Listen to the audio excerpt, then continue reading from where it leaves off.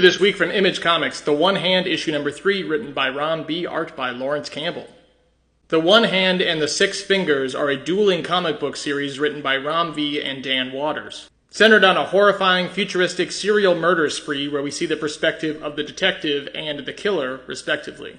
If David Fincher's agent doesn't send him the collected edition of this comic once it's finished, I will be delivering it personally. Ron, Dan, you don't have to worry about a thing.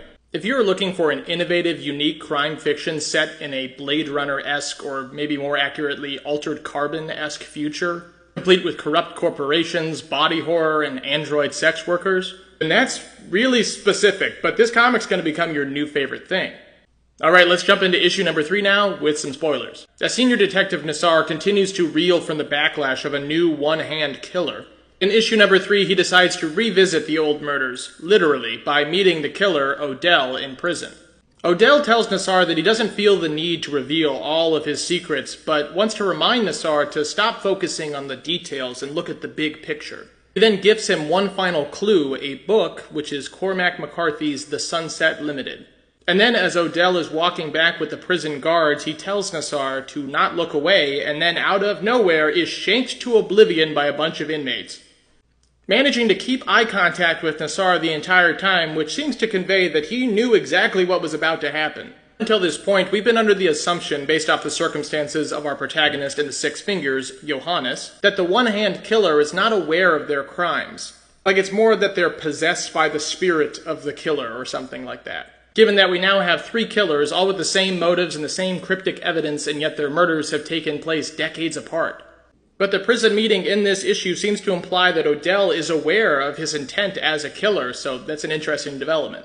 After this incident, Nassar is stripped of his badge and gun, and his partner Mac is given lead of the case given the media scandal that is about to arise. I mean, the lead detective of a serial killer case finds out that there's a new serial killer with the same motive, casting doubt on the previous arrest, and then he goes and visits the guy he arrested, and he gets fucking murdered. That's not a good look.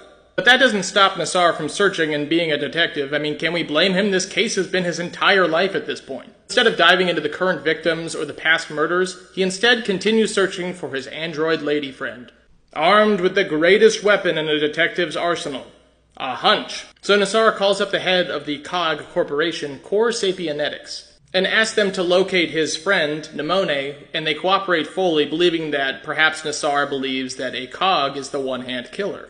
After Nassar speaks to Nemone, disappointed to find out that she has assumed a completely new identity with a completely new backstory, reiterating her fear and conspiracy of flying, which is a conversation that Nassar has had stuck in his head. It's a quick moment that proves something to Nassar, that perhaps artificial machines are capable of evolving, capable of having a soul that persists over simple programming.